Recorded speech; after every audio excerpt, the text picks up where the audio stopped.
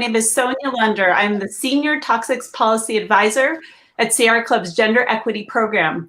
We're so thrilled to have you for what promises to be a lively and fun hour-long conversation with community activists, toxic chemical campaigners, actors, and people making change. Sierra Club is thrilled to partner with Radium Girls to share the true life story of women in the 1920s who suffered against deadly radium poisoning and joined forces to fight against the companies who poisoned them.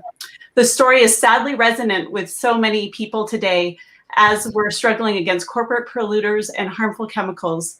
You're going to hear from amazing women leaders. We're expecting to have hundreds, if not thousands of people following today's event. We want to hear from you, and we want you to share your questions for us in our panel in the chat. We're going to have people answering your questions. We're going to be sharing helpful resources, and we're also going to be taking questions of yours and posing them to our panel toward the end of the hour. We want to give a special shout out and thanks to the movie producer and co-director Lydia Dean Pilcher, who's here with us today. Lydia's tireless work to use this film as an engine for change shows up on screen. She's remarkable, and we are really grateful for her efforts. The movie Radium Girls is on Netflix now. We hope you're going to get a chance to check it out. We're showing the trailer today, and you can follow up and watch the movie on Netflix or other streaming services. And I'd love to introduce you to today's moderator, who's herself a Radium Girl. Her story of fearless perseverance played out on the big screen and inspired so many of us, especially those of us on the panel. Please welcome and join me in welcoming Erin Brockovich.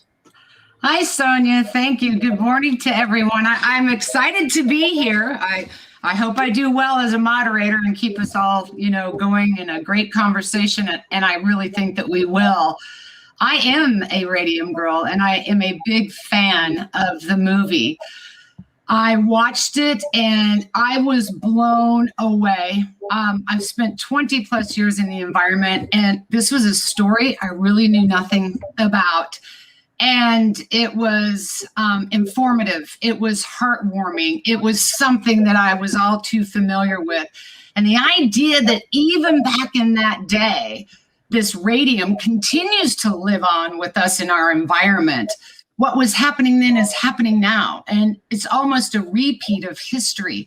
And I'm just so excited to be here with this panel of amazing women today and the work that they've done, and to have a great conversation about how we move forward in having a better environment, a safer environment for us all. So thank you for having me, and I'm really excited. And with that, we do have an incredible lineup of powerful, inspirational women, storytellers, organizers, and grassroots activists.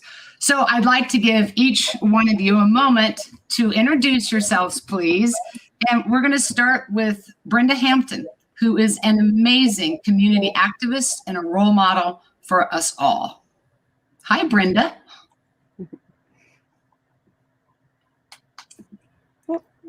Did she freeze?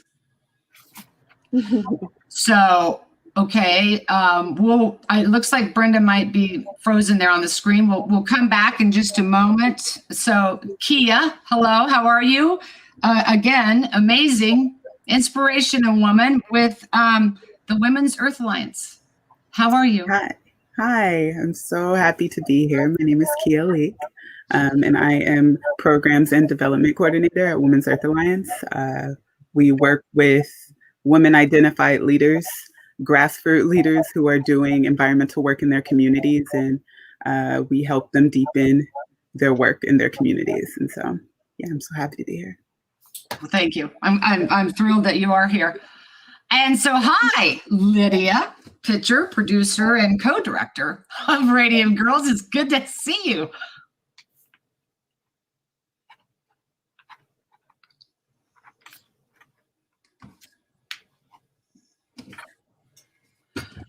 I'm sorry, you're muted. Here we go. Hi, Lydia. Hi. I'm thrilled to be here today with this group because as a filmmaker, you really live for these moments when you can bring all of these intersecting issues into kind of one global conversation. And I've worked with a partnership in the entertainment industry for the last 10 years, Green Production Guide, radiumgirls.com. It's a partnership of the Producers Guild and all the Hollywood studios and now the streaming network. Everybody's involved, and we work on sustainability in our industry.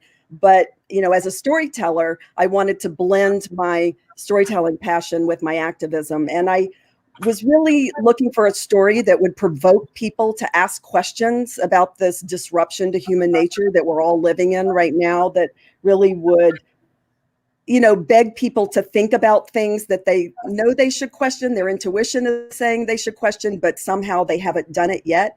And the Radium Girls story from the late 1920s really brought that home for me. It's a screenplay written by Ginny Moeller and Brittany Shaw.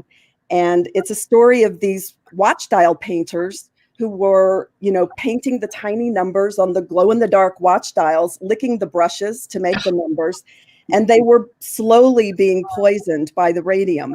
And the tragedy of it is that the corporation had already brought in Harvard researchers and knew that radium was poisoning these workers. As they began to get sick and die, the corporation had a company doctor diagnose them with syphilis. So slut shaming has been going on for a long time, but it was something that really created another situation where these young women, this story is told through the eyes of two teenage girls, played by Joey King and Abby Quinn, and they really, embodied these Radium Girls who decided to stand up to the corporation. And that's, there's a lot of parallels to our current reality, and that's what I'm looking forward to us talking about today.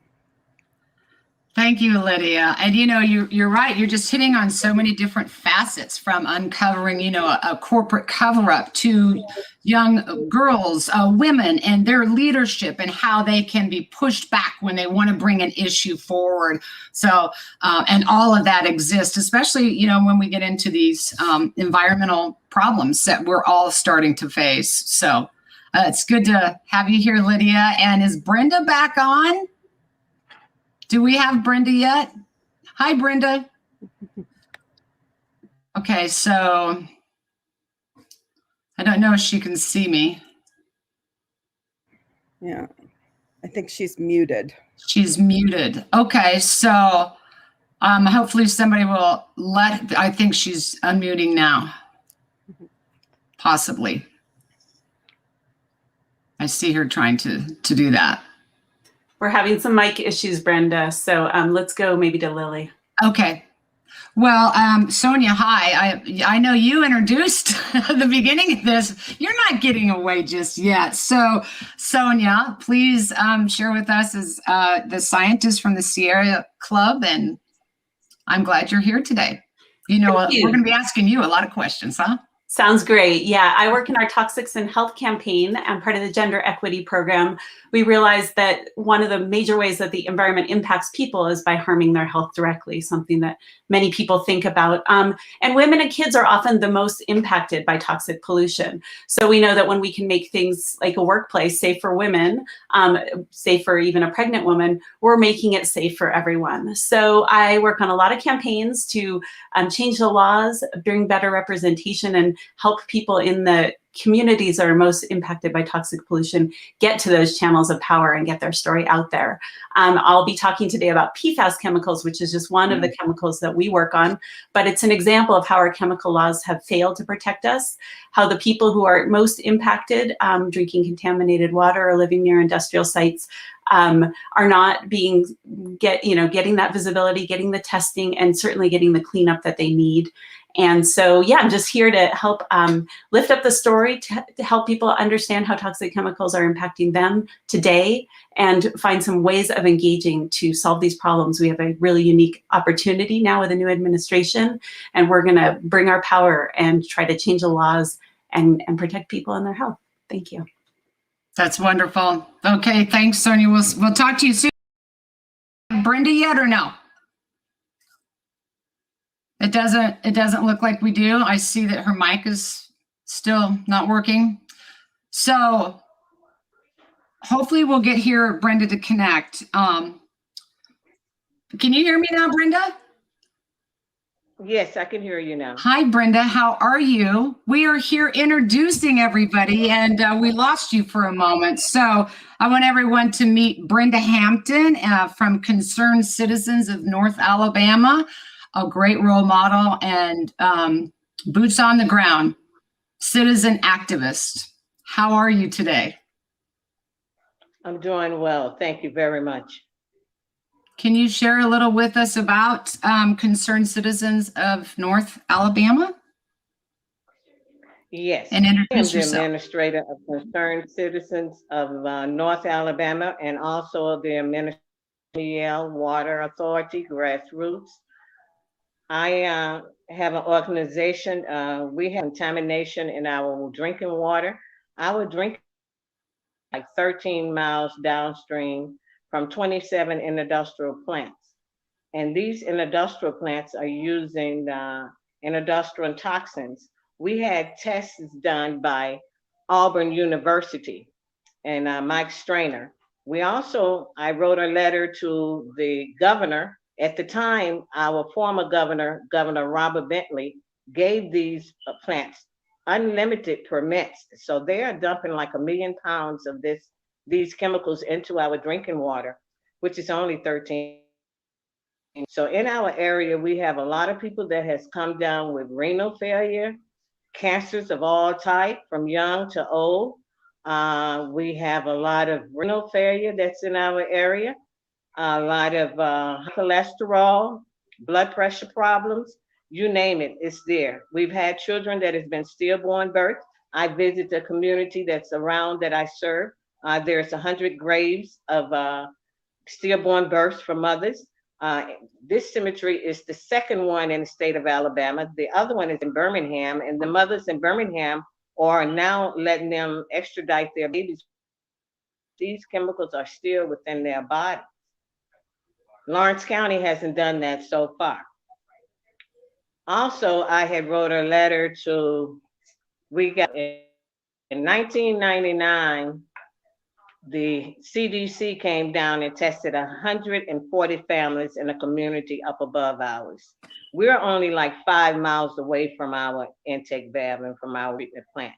According to the engineers, by we only being 5 miles away, the piping is only like 2 to 3 miles away. So when we wake up early in the morning around 4, 5 o'clock in the morning, your water is like a tea color and a rotten egg type smell. Later on, after everyone has started getting up to get ready for school and work, about 7 o'clock, the coloring of your water changes. The smell is still there, but not as intensified as it is early in the morning. So we found out that PFAS, because I became ill myself. I lived in Massachusetts and I was coming back and forth visiting my family, and I became ill myself. My daughters had to come and get me, and what had happened, I had started going into renal failure. In 1997, I gave my mother my left kidney to keep her alive because she was going through renal failure here in Alabama. So I flew home and gave her my left kidney. Going back up north and going to work, I found out that I became sick at my job when I went out to get my insurance papers. And they put me in critical ICU. I was going through renal failure and didn't even know at the time. So I had some friends that was at Auburn University, and I had some friends that had other water groups. I worked very closely with Ronald Mixon, who's the CEO for the Warriors for Clean Water. And so he had Auburn University on contract. I partnered with him. We tested the water, and we found out that we have industrial toxins. I also have a test results of all these toxic we do have in our water. We got radium, we got copper, we got zinc, we have fluorine, we have benzos, we got all the benzos in there. This is a copy of the test results that we had done in 2015. This was before the WMEL came out and said, the plant manager, Don Simmons, said, do not drink our water. Now, I have the timeline as to when they found these chemicals. Brenda? The chemicals were found. Hi, Brenda. I don't want to stop you, but just for a moment, for the sake of keeping us moving, you have an amazing story as this activist, and I am so thankful that you are here today, and we are all anxious to listen to this struggle and the fight and the difference that you have made. So we were going to finish our introductions. I wanted to make sure I had you back on. And at this point of the event, I do want to bring in an amazing woman, as this entire panel is. She really needs no introduction. She was one of the executive producers in Radium Girls. And with that, I would like to introduce Lily Tomlin.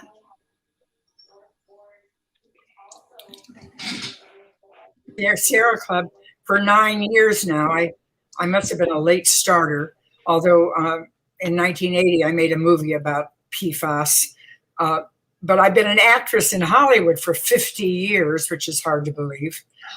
And as Erin says, I am one of the executive producers of Radium Girls. I hope you've had a chance to see the film on Netflix. But if not, we're going to show you the trailer right now to give you a sense of what we'll be discussing today.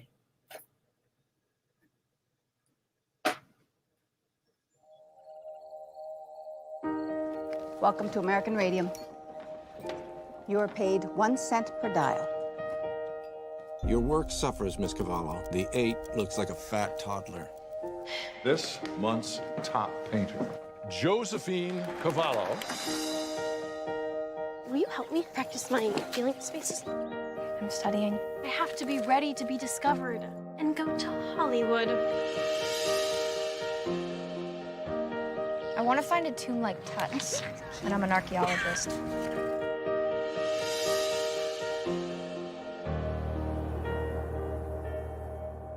Joe, will you be ready in 5 minutes? Joe? Don't come in, please. Joe? I don't know what's wrong with her. I'm dizzy. My joints ache. I lost a tooth and 2 others are loose. Do you know what's wrong with me?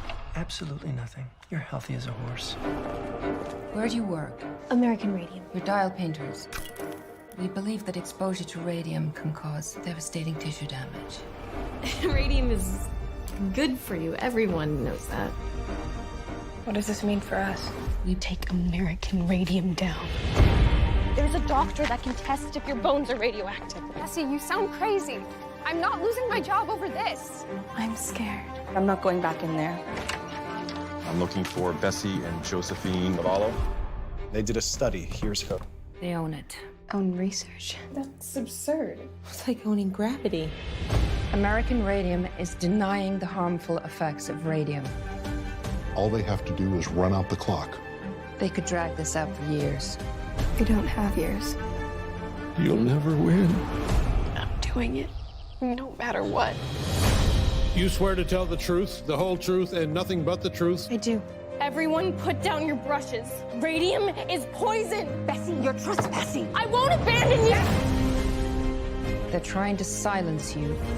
They must be stopped. You really think you can beat American Radium? I am going to make American Radium pay for what they've done. Get Joe out of here right now. We're gonna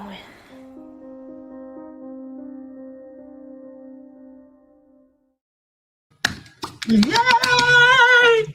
I've seen Radium Girls, Lily and Lydia. It is fabulous. It is riveting. It is true. I am so excited. And one of the topics we'll start with is storytelling for change. And so, Lily, I have a question for you. And I just want this to be an open forum and a conversation. If anybody needs to interrupt, let us know that you have something to say. We want to hear from you. And so, Lily, starting with you, how did you get involved in the storytelling of Radium Girls and the Dial Painters? Well, the movie was really quite finished when I came aboard. I have friends who we've produced different things. We produced a play off Broadway and various other projects. We have stuff underway, but all these women came together. My partner, Jane Wagner, is also an executive producer, and Harriet Levy, who is our kind of preeminent boss lady, she is the one who found Radium Girls, and she thought it was so great. And of course, we all agreed. We all got very excited about it. And so I really have very little to do with the movie itself. It was, it's all Lydia's doing and her partner in the project. But it was about a subject that's absolutely still relevant today, and it's critical to all our lives. It really is. And with that, Lily, hi, Lydia, you're going to jump in here because we'll have a bunch of questions for you. Everyone, really congratulations on what I think is a very meaningful, powerful, important film. I was truly riveted. And please tell us about dial painters. I'm going to be honest with you. I've done a lot in the environment. I didn't know anything about dial painters. Yeah, I think it was, our screenwriters were archival researchers, so they came across the story. But, women were, had been working in factories doing China painting for years with this sort of delicate number painting. And so this idea of painting glow-in-the-dark radium onto watch dials was sort of a natural transition. It was considered a well-paid job, at the time, but it turned out not to be a job that they decided they really wanted to have when the truth started to come out. But I do want to just say off the heels of what Lily was talking about, that one of the things that I really love about the Radium Girls story is that there is a real significance to the early women's political movement, which, the story is set in a time when women had just gotten the right to vote and they wanted to use it. I mean, all of these women, Jane Addams and Hull House and the League of Women Voters, and there's a very important industrial toxicologist, Alice Hamilton, who's a big part of this story. She was the first female professor at Harvard. All of these women heard about the Radium Girls story through the Consumers League. There was a woman in the New Jersey Health Department who saw all these reports of sick workers coming over her desk, and she was like, syphilis, it just doesn't make sense to me. And she gave the reports to Catherine Wiley, who was head of the New Jersey Consumers League, who knew Alice Hamilton, and the rest was just women lifting women on shoulders, on shoulders, on shoulders. And I loved Brenda had said something yesterday in our pre-conversation about how the media has really protected her. And I know, Erin, I mean, you all of you who are on the front lines have had really stories of dangerous situations with people. And I think the media, these women who had been suffragists for years brought the media attention to the Radium Girls. And that really is what brought it to be a national story. And it's what I love about this group right now, because we're talking about people like Brenda, who has an incredible story that needs to be heard, and Kiya, who's working with lots of different groups of women in a global way. I think it's so important. I love this part of the Radium Girls story because ultimately it sounds like a story of tragedy. It's a story of empowerment. Yeah. It is. Hi, Kiya. I see you there. So, Lydia brings up a great thing. I mean, it's so much about empowerment and certainly women in this role and how they want to be heard. And oftentimes they're not. So I saw your finger there. How are you? I'm so good. I so agree. I watched the movie a while ago. I actually ended up rewatching it, and it inspires you just the same, because the Radium Girls really highlighted something that I've come to know to be true. And it's that women are so equipped to deal with these issues happening in our communities. And like here, looking at these young women, they were the literal backbone of this company, of their workplace, and they suffered the most at the hands of power abuse. And to see in a movie something that I see on a regular basis in our programs, like the lighting of a match that led to so many more successes in the future. And it's just, it's inspiring and it's hopeful, because it's easy to be pessimistic sometimes because it's a hard fight, but it's so hopeful because these women exist. They exist. They will continue to exist. These people will continue to exist. That light the matches that will lead to change. Fighting for your communities, fighting for the things that you have experienced, fighting for your livelihood. It's normal people doing this work. And that was one of the most inspiring things I found about the movie. Yes, and I agree. For Lily and Lydia here both, I mean, when they, I was watching it and I'm like, no, don't lick the brush. I mean, things like this that we don't even put together, even today, that becomes such a problem. I was on my seat. I was like, don't lick the brush. Who would have thought that, dipping it and... I know. I want Sonya to tell us something about PFAS, because I think it's in so many different products, and I don't know if people really know that. Sonya, will you sort of... Yeah, I saw Lily with her finger up, so... Today, if you take a Geiger counter to the graves of these young women, you can hear the Geiger counter going off. See, that's just unbelievable. That's the forever part wow. of the chemical. Yeah. Well, so Lydia was just saying here, it's probably a great time. Hi, Sonya, who is the scientist that can give us, I see people get really overwhelmed with the science, and a way to share with us in layman's terms, radium, what it is, and the PFAS that we're getting ready to talk about that Brenda's so involved in. Yeah, to me, that's the bridge from the past and the historic exposures to the present. Radium in the early century was believed to be beneficial. People saw that it shrunk tumors when you had cancer. So they sold radium water. There was radium perfume. There were all these people that were going out and actually seeking it out. So we started from this position of innocence, or even thinking it was a helpful chemical. And then, these women were showing intense toxicity. They had to fight the scientists. They had to fight the doctors to get their symptoms to be recognized. The modern day equivalent in my mind are these Teflon or PFAS chemicals. We put them onto rugs. They're what makes our raincoat breathable but water repellent. They're in the burger wrappers so that the grease doesn't go through the Burger King wrapper, into your hand. They've been sold to us as magic chemicals, nonstick Teflon pans and Gore-Tex. But over a similar period of time, we've realized that they linger in our body just the way that they put that strong bond onto a surface. They're actually sticking into our bodies. They never break down in the environment. They can be in our bodies for decades. And those exposures have been shown to be really harmful to our immune system, our kidneys. They harm pregnancies. And while 99% of people in the United States right now have these chemicals measured in them, and polar bears, we also really need to acknowledge that it's communities like Brenda's where they're living on top of contaminated soil. There's a school in her community that was built on top of contaminated land. They're drinking the water, so they're just getting so much more of an intense exposure. And it's really the activism of Brenda and this grassroots coalition, the National PFAS Coalition, that is bringing light to those intensely infected communities. And so I think this is a great time to bring in Brenda and talk about how that struggle for clean air, clean water, and healthy communities really has its parallels to the 1920s. And in so many ways, we haven't come far enough in protecting people and their health. Hi, Brenda. So you have been through so much with your own health, and you're still out there fighting for your community.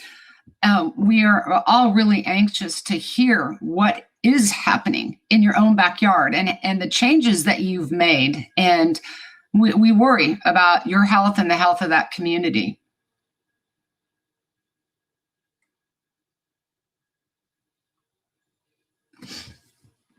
We need you to unmute. Does someone have a connection to Brenda to unmute? There she goes.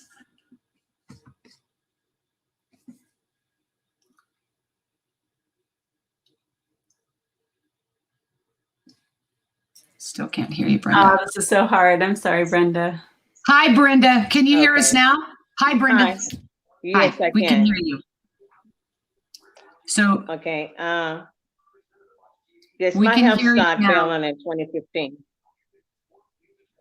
My health started failing in 2015. It was due to toxic chemicals from visiting my family back here in Alabama. And so I went to Tennessee, and then staying there, they had to put me in critical ICU. And my daughters came and got me from up north, brought me home. And I was partnered with Warriors for Clean Water. I saw people around in the area were coming down with this that I was coming down with, and several other people were. My mother died from renal failure. I gave her my left kidney in 1997 to keep her alive. She stayed alive for 4 years. It's a lot of renal failure within our area. And it's because we have all type of benzos. We have mercury, zinc, vandalum, alum, sodium, silver, potassium, nickel, magnesium, magnesium, lead, oil, iron, copper, cobalt, cholerium, calcium, cadmium, you name it, arsenic. We have all of that in our water. We went out on the Tennessee River at 10 different sites and took the test. And we have at each site what type of chemicals was found at those sites and how close. We also test the settlement of the water. This testing was done in 2015. It cost us $12,000. We had a private donor on the Elks River to give us the donation to pay for the testing. Auburn University does our testing. The Warriors for Clean Water and myself, we have Auburn University on contract with Mark Strainer to do our testing, and they have been doing the testing for our water here in Lawrence County. We tried to tell the mayor and the residents of Morgan County, another area that I take care of, another community, that they had contamination in their water. This is where the school was built. The school was Brookhaven School. It was a toxic waste site for 3M. And a school was built on it because they gave the material to it. Everyone that's around in that community that has homes, all the residents are coming down with cancer in that area. We have a lot of renal failure in that area. We had an aqueduct built on that particular property. We have several subdivisions that we have found here that has those chemicals. PFAS is running very rampant in our area. One lady here on County Road 225 had her dream home built. Her father had built the home. So the home is only valued at $30,000. But because of her having a concrete foundation that she had put down, the fumes were coming up through the floor and were making her sick. So they started digging around on the property, and they found 50-gallon drums of toxic waste that was placed there by 3M, and it still had 3M's names on it. But 3M bought that home from this particular family for $500,000.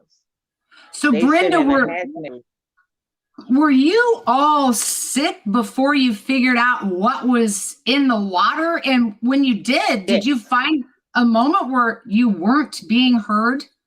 No one would, and I think this can be thrown out to everyone, that there's such a similarity with the work that we do, everyone that's here. Brenda's on the ground, Lily and Lydia. Why it is this happens first, it's unknown, it's hidden, and then when we do speak up, no one wants to hear us or listen, because I guess we're crazy. Did you find that happening for you, Brenda? Yes, I did. I have been labeled as being crazy in the town until a lot of people started taking notice that a lot of cancer was coming around. A lot of babies were being stillborn births. So then people started getting on board. And around this time in 2015 was when WMEL Water Authority came down and told us, the plant manager, Don Jones, and a legal team, for us not to drink the water, that they would advise us to use bottled water. So from 2015 up until this point, my fiance and I, we have spent over $30,000 in water.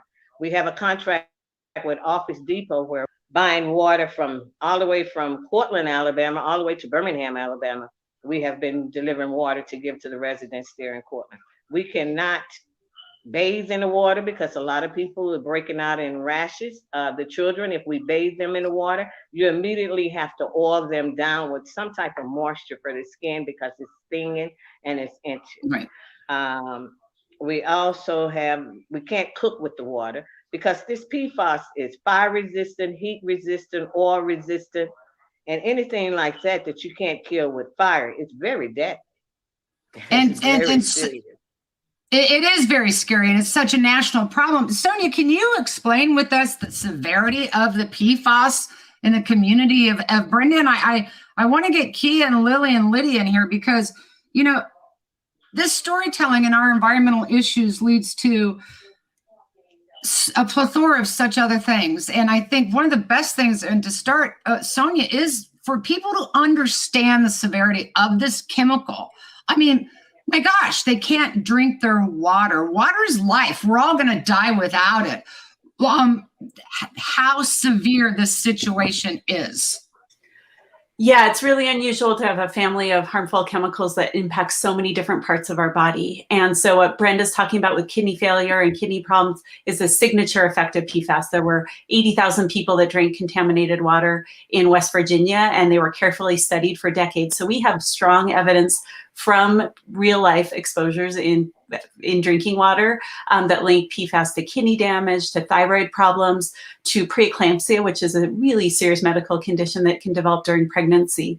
But over the long time, so many people are exposed. We've also seen that for kids exposed to PFAS in utero or in their early life, it can harm their immune system and actually make them get more contagious diseases like colds and flus. And a lot of concern that kids who have high levels of exposure don't develop antibodies after they get vaccine. So there's been a lot of conversation in the scientific and medical community about whether people with PFAS exposure and other similar harmful contaminants, whether their immune systems can be so damaged that the COVID vaccine may not even work as well on them, as in addition to being at more at risk for severe COVID. So we're just talking about a kind of mind-blowing array of symptoms. Right. I think when it comes back to it, we got to stay focused on those people in the communities who are fighting for clean air and clean water, because unfortunately, we're only making progress slowly, and when each new kind of tragedy comes to light. So we want to get ahead of that in the policy world. Yes, we definitely have to get ahead of that, because we can't keep going this way. These exposures, these activists, and these stories that are really pushing us and reminding us of the urgency of the problem. And Lily, I see you have your finger, Lily. Well, my question again, which I talked to you about earlier, was legislation. And your real answer to me was that it has to be started on the local level, which is certainly relevant to Brenda's situation, and that's what she's doing now. But if you could incrementally make those local governments begin to outlaw certain chemicals and certain things in products, that would be a way to make progress. Otherwise, the lobbyists and the corporations just spend millions and millions of dollars to fight these small people. It's like Goliath. Absolutely. Fighting a little guy. And so someone has got to break the back of that and get through and figure out what is the best strategy to counter this terrible abuse of us, of all the humans that we represent on the planet and other living creatures, and the planet itself is being eaten up and destroyed. Every one of us is absolutely nodding our head and getting through the politics. Politicizing water, the environment, and the public health and welfare is so frustrating and daunting to get through. And I know Sonya knows that. I know Brenda knows it too well. I know Kiya has seen it, and it's a global issue, Lily. And you and Lydia and Radium Girls, for me, what's still resonating here is this is a situation that happened in the 20s, and we're still repeating it and doing it today. The value of the storytelling and helping us, because filmmaking, when it gets involved, let's be honest, it can start moving a situation when voices get loud enough, like Brenda. Why is it that it has to take this huge movement of us to get anyone to hear us? We're destroying us. I got two answers. One is we've got a petition. We've got a new president. We've got a new Congress. We are going in strong that they need to take urgent action on PFAS. That's no new chemicals being allowed. It's stopping the emissions from smokestacks and into waters, which is in too many cases legal, and it's bringing urgent attention to communities like Brenda's. The second thing my program does, in partnership with all that political work, is partner with Kiya and the Women's Earth Alliance, because we know that getting those voices from the community are out there. So Kiya, I just want to say, like, where do we see those successes when we train grassroots women, when we bring them into conversation and lift their voices? What is the result of all that? Yes. Yeah, it can be very overwhelming when looking at the issue, but there's so much hope when looking at these stories, looking at these storytellings, because like historically, women have been the caretakers of communities, and you can see that everywhere. Look left, look right. And so this idea of believing women when they tell you what their communities need. And I think I find the most power when I think about the success stories, when I think about the women out there doing work. I think about Mackenzie and Berkeley making it her mission to eliminate herbicides on every college campus in the United States. Or I think about Rebecca in Oklahoma, who's nurturing her damaged lands and forcing local and state agencies to be held accountable for the health impacts that industrial practices are having on her community. And I think about the normal, everyday people, the everyday woman who woke up and saw a problem. And they decided to do something about it, and sometimes it takes that being pushed to that brink, being affected so much, the grieving process, sometimes it takes that to push us. But when you get to that point, it's time to move, and it's time to act, because the solutions exist. The solutions exist in you. Correct. Anyone watching this who is experiencing this, you know what your community needs. And I think that's the most beautiful thing that I experience with our accelerator programs. Lily, I see you again. It was such a great question that you asked. But I'm saying that now I have to get my thoughts together. I get so scattered. But as Kiya is saying, it's the women on that local level are the most powerful force in the world. They all come together. If we support all those women and more women support them, women who are fighting for their children and their families, their very home and hearth, they'll have the most effect. But what I wanted to say, damn it, I've lost it, is about, the local, I can't think of it, damn it. You got to get me right away. You got to get me on the brink. I was grabbing at the screen, Lily. I see you. Okay, it'll come right back to you. I see Lydia. Yeah. And I see Brenda. Well, I just want to say something, and I don't know if this dovetails with what Lily was thinking, but Erin, your name, is the name of a movie that really changed the whole game, and in terms of the environment and storytelling. And I know that you've been an activist ever since then, and you are on the front line with legislation and a lot of these things that Lily is talking about. I mean, can you give us 2 minutes of what your life is like on a daily basis, fighting it in the government and on those levels? Frustrating. And frustrating that I did that film, dare I date myself, back in the 90s. I was a 30-year-old girl. I'm now 60 with 4 grandchildren. I said I'd watch my language. I will. It's still going on. Bleep, bleep, bleep, bleep. I've learned from my mom, stick-to-itiveness. That is what this is going to take. And its definition, a noun, propensity to follow through in a determined manner, dogged persistence born of obligation and stubbornness. And I think every one of us feels that very deeply. Every community I've been involved in takes this very personal. Everyone's like, you shouldn't take it so personal. Well, are you kidding me? This is our water, our life, our health, our children, our families, our future.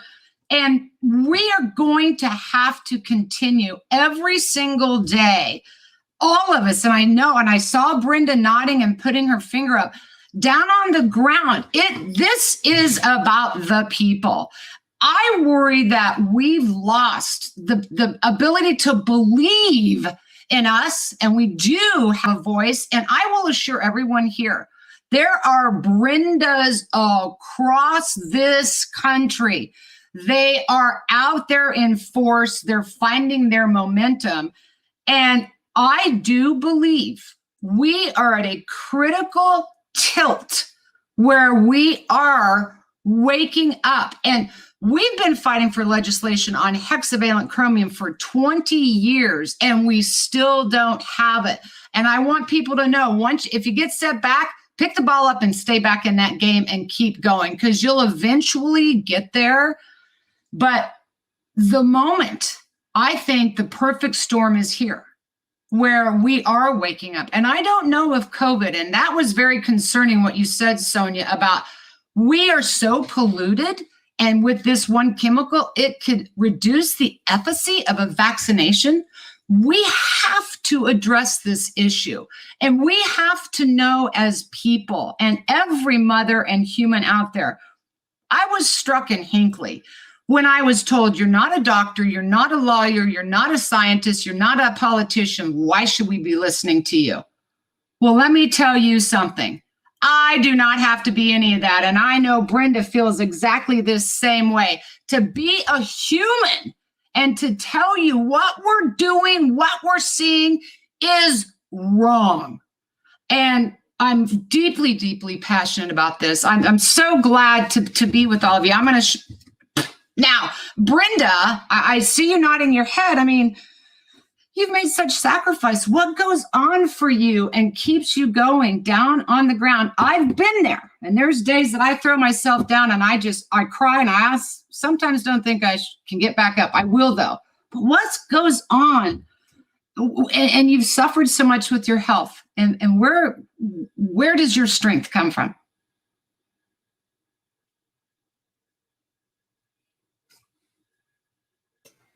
Mike, we want to hear you, Brenda. Can't hear you, Brenda.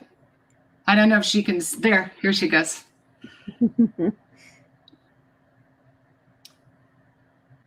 Still can't hear you.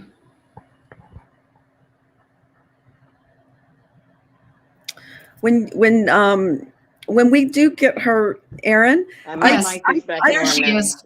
I'd love also to hear Brenda talk about what, is she finding any sort of correlation between people's immune systems being weakened with what's happening with COVID and people's risk for COVID exposure? Okay. Hi, Brenda. Yeah. Okay, I network with people that's all across the country, and I have a friend that's over in Italy. I met her at the mission up in Boston when I spoke before the conference there. And they're finding a link with the contamination in the water and the COVID. They had just sent me an article that I'm getting ready to read. And I also have something from North Carolina about the contamination in the drinking water there and the effects that COVID might have on that. Also, about the packaging. I just partnered with Mind the Store, and we got 75,000 signatures to go before the CEO of McDonald's, because McDonald's sells a million Big Macs a day.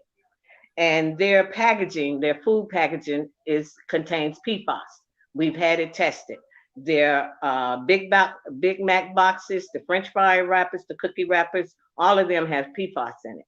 So after getting the 75,000 signatures and taking the petition to the CEO of McDonald's, they agreed to take the packaging out of their stores worldwide by 2025. We were pushing for 2022, but we know that they have to have other packaging. So hopefully that Burger King, Wendy's, and other places would take note to it, and we can do something about the food packaging in the fast food chain, because McDonald's is one of your number one fast food chains. Brenda, will you share with everyone watching, what's your strength and keeping going, and a message that others can do and be you? This is where I break out into the Beatles song, I am you, you are me, we are all together. What's your message for those watching and listening? You see something wrong, do something about it. You see something wrong, say something and do something. I wrote a letter to our governor. This is a copy of the letter that I wrote to our governor. I was buying a sheet in the Decatur Daily to do an open newspaper thing, but I wrote her a letter asking her to come down and have a meeting with us to even area and see the sickness that we have. In 2018, we lost 159 people from the resident, from young to old. We have lost over 3,000 people here in the county of Lawrence County.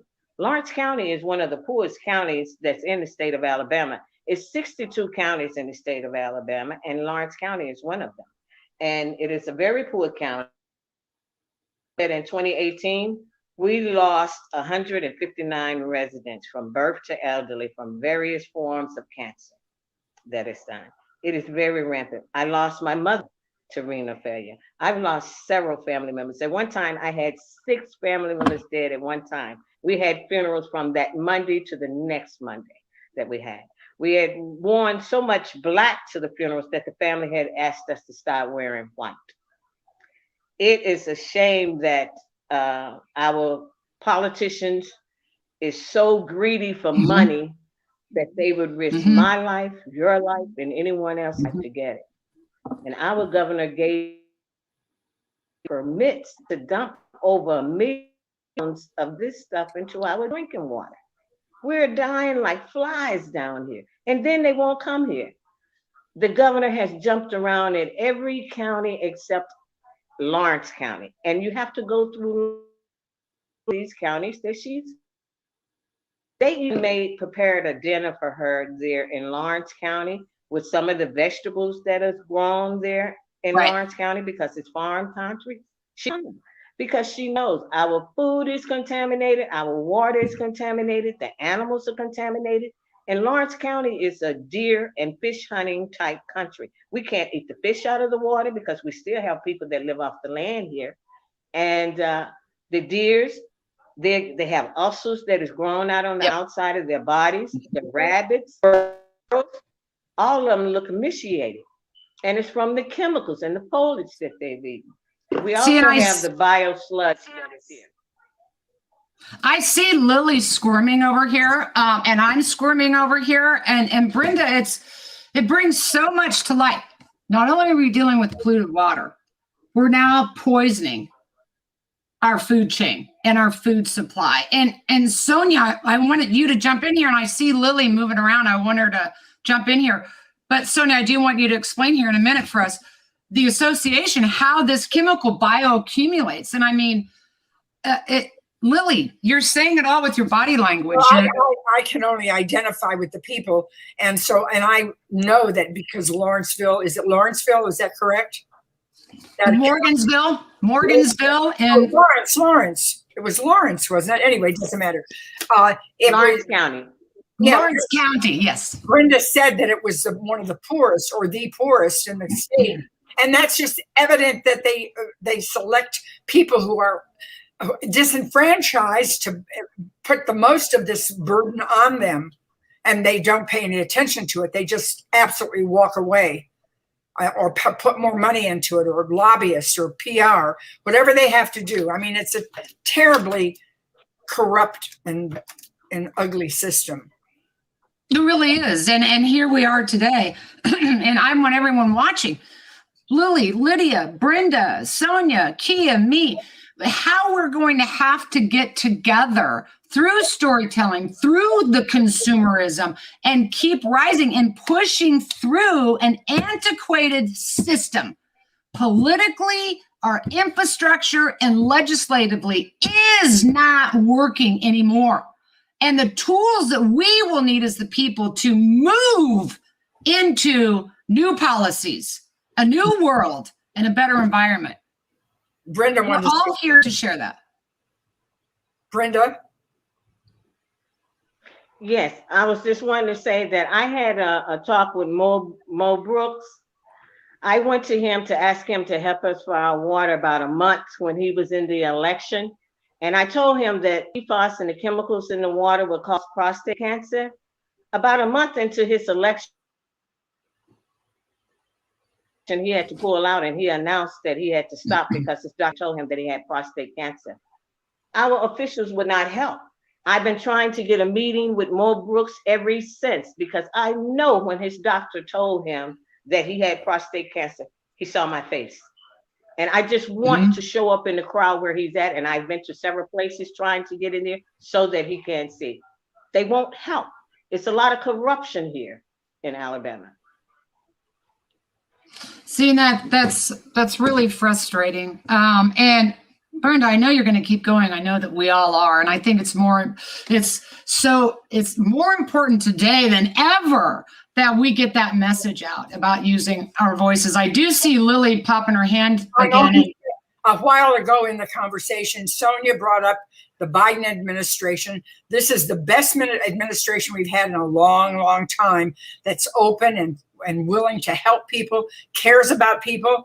And if we don't strike now before other powers can come in and try to take away that entree, then we're going to be sunk. We have to fight now and have everything ready and somehow demand these changes. I'm not sure how to handle that. I'd be happy to be educated to it. I think what we're seeing is we're doing that all together. We're collectively rowing this boat, and we're going in a good direction. I see Kiya had her finger up, and then I know we need to get to question and answer. We got hundreds of questions. We have 800 people watching the webcast. Yeah. So Kiya, and then we'll go to Q&A. Thanks. I'm watching this. All right, indeed. Yeah, I just wanted to, I feel like, I was filled up by all the things that you guys were saying. And I had the phrase pop in my head of this idea of taking advantage of how they underestimate you. And that's just the message to anyone watching. You're capable of fighting the problems in your community, and the solutions that exist in your struggles, and they exist in your stories, and it's powerful. And sometimes it feels like we feel powerless, but there's light in that. There's hope. Absolutely. And you can see in these stories, and that's all. Well, Sonya, are you seeing the questions and stuff coming in? I've got a whole team of people. They've been dropping a lot of resources in the chat, but we have some Q&A, and I think it'll be great to engage. We're 4 minutes from the top of the hour. We're going to go a little bit over, just a couple minutes over, and then we'll go to Lily for a closing. But we have, lots of engagement. We want Greta asks, is banning chemicals part of the Green New Deal? I'm going to totally jump in and say, I think so. I think when we're moving to a climate-friendly economy, a just economy, a democratic economy, we can't continue to recklessly use chemicals and contaminate people's waters. We have, though, question for, let's see, Brenda, the settlement in your community has been $35 million. We want to know, people want to know if that's reaching people, if it's enough, and what that money might be used for. Now, settlement from 3M to $38 million to build us a reverse osmosis system, but it wasn't enough money. We have to borrow money to make it out to like 98 million, what we need in order to get this reverse osmosis system. And the system won't be online until 2022. They've already started trying to build it, but they haven't completed it as of yet. So we're still drinking bottled water. That's why I started a fundraiser to try to get water, because I'm almost have depleted my bank account for us getting water, because they've destroyed my truck, my car. I have my car in the shop, my truck. I had to leave home. It's been a lot that has gone on with this. And it's because I live in the area where a lot of people work at these plants, and I'm going against these corporations where they work. So it hasn't been an easy road. But the 38 million I thought was so short, because they paid $1 billion over to Minnesota that has the same problem that we have, that has 3,000 workers there. A question from Emily. I'm going to punt this to Erin, I think. She's asking if PFAS have any relationship to autoimmune disorders. And I know a lot of other chemicals do too. So I was wondering, Erin, if you want to take that one. Yeah, absolutely. We do. And, that kind of goes back to even touching upon the COVID and the efficacy. It could be in question because we're so polluted with these chemicals. And we do see in many environmental locations with PFAS or TCE or hexavalent chromium, radium, uranium. I mean, the list goes on, that underlying that immune system is in fact impaired. And PFAS, Sonya, and you may have seen a more recent report than me, is absolutely associated with many of the symptoms that Brenda was talking about, whether it's kidney, renal failure. Early testing showed liver issues and cancer in dogs and rabbits, high cholesterol, autoimmune diseases. It's almost its signature disease for men is testicular cancer. So the answer to that is yes. Thank you. Lily, question for you. You were arrested with Jane Fonda in DC not long ago while protesting climate change. What did it feel like to use your body in protest? Well, it's very empowering. It's very freeing. It's suddenly you're just there. You're available to the police, to the public, to anything, and you can't turn back. It's a real empowering act. I recommend it. Well, I was going to say, can I come next time? Can I join you? Absolutely. We're all showing up, right? Yeah, for sure. Question I'm going to send to Lydia and Kiya. What are some other movies that have inspired you and made you want to take action, make change? Well, can I just jump in, Sonya, to say that, because one of the things I want to say that's been very empowering to me about Radium Girls is the ability to network with over 100 different social impact groups since the end of October when we first started putting the movie out there. And just to kind of a little bit to what you're saying, I love this saying that the shortest distance between two people is a story. And, at different times as a producer, we've interfaced with the United Nations. They've always said to us, a movie like Erin Brockovich or Hotel Rwanda or Blood Diamond can do more than any amount of pamphlets or talks they can do. It's like these stories are ways to really touch and reach people. So I'm glad that you asked that question, but it has been really amazing to me. We've networked with people like the National Coalition of Labor Union Women and the National Women's Studies Association. I mean, science teachers all over the country are screening the movie. It's just reaching so many people in different ways. But I think that I love Alice Walker's quote when she says the most common way people give up their power is by thinking they don't have any. And I think if we've learned anything in this year is that we have power. But the way we coalesce, the way we come together, the way we network is really how we'll get there. Yeah. Kiya.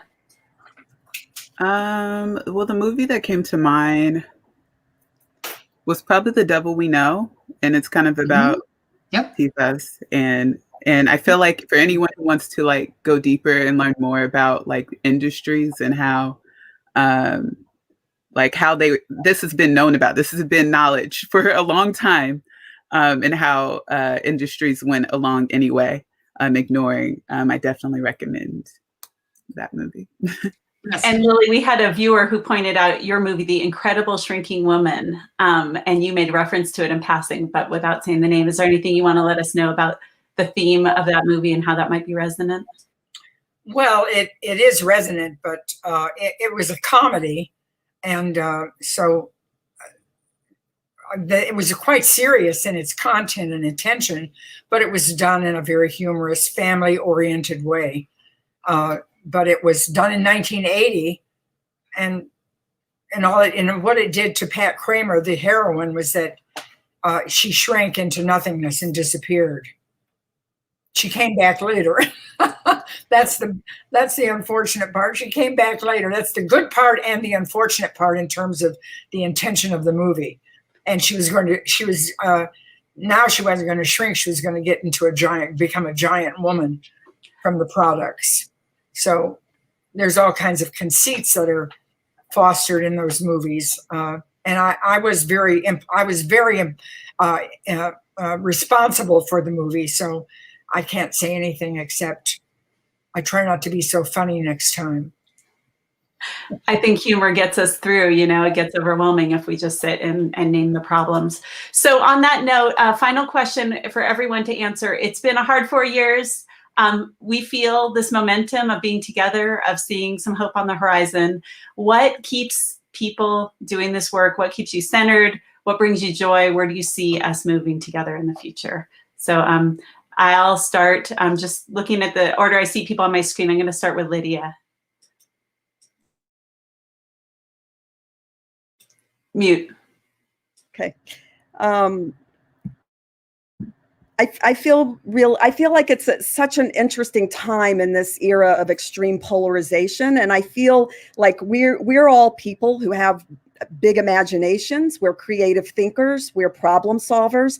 I really just urge us all to, and I get a lot of gratification out of sort of taking on the task of how are we going to, talk to each other and reach each other and understand, how we can really relate to each other as human beings. How do we really care for each other as a united humanity? I think that's, we're living in an era where we're going to have to peel back all the things that have gotten us to this place, really dissect it, and then figure out the road back to a place where we can all live as healthy, safe human beings. Thank you. Erin?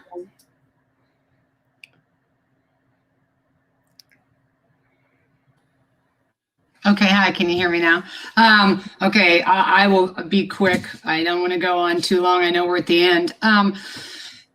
There's been days where I felt very overwhelmed from way back when to today, and it's daunting, everything that we've talked about. But here's the hope. We are talking about it.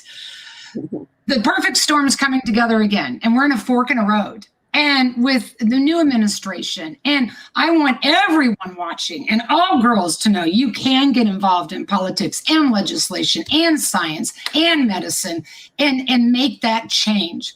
I see more hope today, and I want to leave on a hopeful note, than I have ever seen in my 25-year career, because we are having the conversation. We, the people, are waking up, and we will realize again, it will be up to us, each individual, to community, across this nation, throughout the globe. The collective will move us in the direction and the right direction that we need to go for a better future and an earth more sustainable for all. Awesome. I'm going to go Brenda, Kiya, and then we're going to pass it to Lily to wrap. So Brenda. Okay. What keeps me going is that I've lost family and friends behind this, and it's a mission for me now. It even has affected my health. So I'm going to continue to do this until I take my last breath. And I appreciate you all for inviting me to be on this panel. And Erin, I was really delighted to meet you. You are my idol. Lily, it's been the same with you. I grew up watching you, and I love to hear you say one thank you. So love it. And Kiya.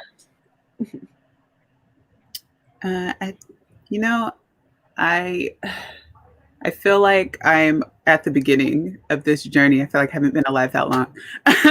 And so I ask this question all the time, and I feel like I get these reminders every week when I see how the women in our programs build community and share resources and support each other, and create healthy environments for them each to try to thrive in their respective communities. I think I find hope and joy that. And on a personal note, I think I am encouraged to continue when I see, when I share space with my ancestors, with my family, and see the struggle in which they came from, but also see the future in the eyes of my siblings, and seeing their joy and seeing their progression, and wanting them to have a healthy environment, a healthy earth to thrive in and live in, and to continue to build in. And I want us to have something to pass on.